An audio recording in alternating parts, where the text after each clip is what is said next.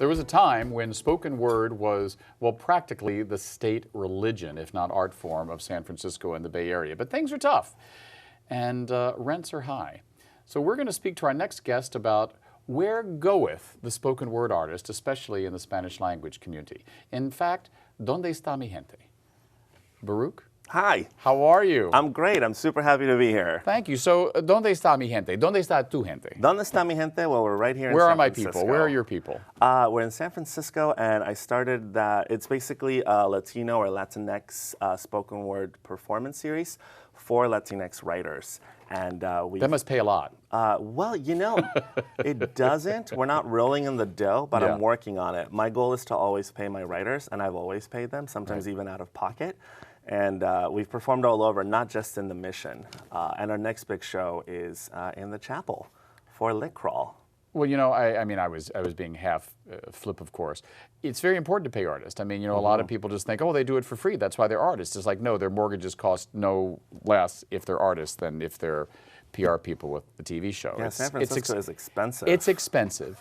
So, you know, we are living in a time of great disparity, but also great focus on disparity. Where are these spoken word artists, especially in the Latino and Hispanic community, going? Well, most of them, I feel, go to a lot of open mics and a lot of literary series. We're actually, even though there's rents are high and a lot of artists are leaving, there is almost like a renaissance happening, I believe, in the Bay Area for literary shows. They're popping up left and right to the point where you'll go out one night and you're like, do I go to this literary show or this literary show or the Radar in the Bay, in the library? That one's been going on for a long time. I feel like the Latino community mostly goes to one that's really close to my heart. It's actually where Donde Esta Mi Gente was born. In Galeria de la Raza, which is on 24th Street, they have a monthly lunada, which means a performance under the full moon. So every full moon they get together, and it's like an open mic / performance lounge. So I started going there, and it honestly changed my life. It was the first time I had been in a spoken word environment where most of the people were Latino, and it wasn't just like a white space for white artists. So that changed my life, really. And I kind of realized that as a spoken word artist, anytime I went to an art event, I was the only Latino in the room. Right. So you were the little chocolate chip in the white cookie. Yeah. Or the horchata. You know? Or the horchata, yeah, it's fine. You know? Or the churro, you know, whichever.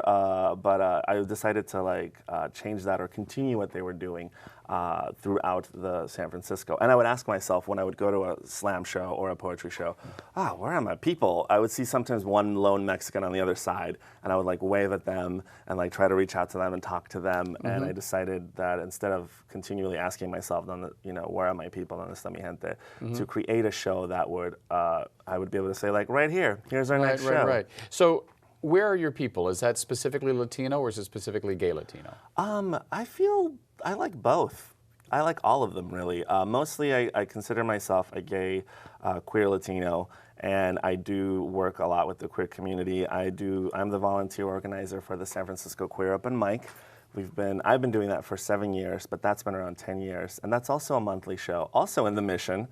Funny, I spend a lot of time in the Mission. Well, you know, it's funny. I mean, there's been so much lately about the Mission as kind of the epicenter, pardon the obvious cliche, of this huge earthquake of economic disparity and just a focus on it. But, you know, I've lived in the Castro for all 30 years of my being here. My husband and I live in the Castro. And people say, oh, well, it's not as gay as it used to be. But it's still kind of this emblem. Oh, yeah. Do you think the Mission is still that emblem and symbol and as important for the Latino community as it was 20, 30 years ago, 10 years ago? Definitely. I still think it's a huge center for that energy, for that spiritual, literary energy.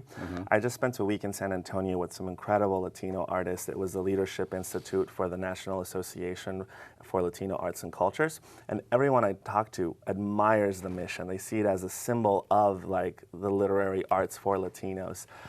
Even in some of the lectures, Galeria de la Raza was mentioned, Marga Gomez was mentioned, she performs a lot in the Mission.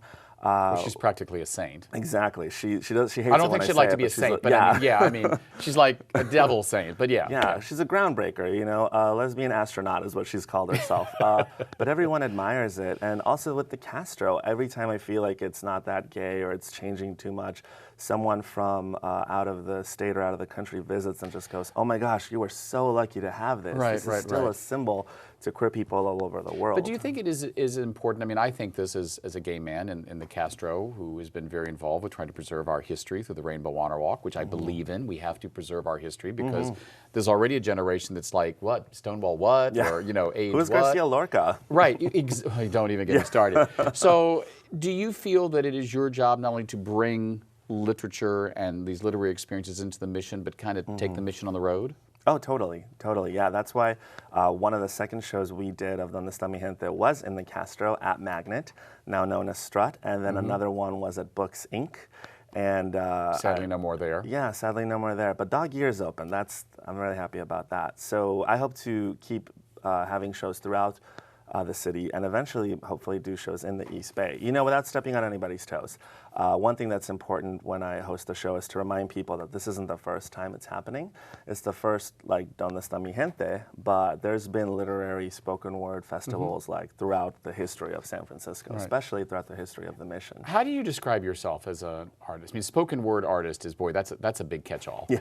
I mean, when someone says it, Can mean anything nowadays. Right, that's what I mean. So how do you language yourself, or not yourself, but how do you language your work? My work, well, as a performer versus an organizer and muckraker. Well, I used to say all the things that one has to say, all the labels, but now I like to tell people that whatever I do is going to be funny and is going to dive deep. Whether it is poetry or storytelling or stand-up, it's going to be funny, it's going to be high energy. So I tell people that I am a writer that performs just what I write, and it's going to be funny and high energy, sometimes sad, sometimes strange. A lot of my work is like really absurdist. And sometimes I tell people that, by the way, I'm not just an organizer, curator, host, I'm also a performer. Right. Which is why often I sometimes perform 1 or 2 poems at my shows, but I also get booked as a performer, like throughout, you know, the Bay Area. But I mean, please tell me you don't use the word synergy or engage. No, I don't. Well, I've used engage when writing grants, but like not when describing That's okay. myself. I won't tell anybody. I don't know. Maybe that's bad. I mean, I feel bad sometimes, but there's certain words that like... there's buzzwords. Yeah. Yeah, I mean, I was in a meeting today with clients whom I have a great deal of affection for because, you know, they pay and they write checks. But if they said at the end of the day one more time, I was going to scream. Or, you know, we need to engage. But I mean, seriously, as a spoken word artist, what do those words mean? Why are we seeking this broader engagement?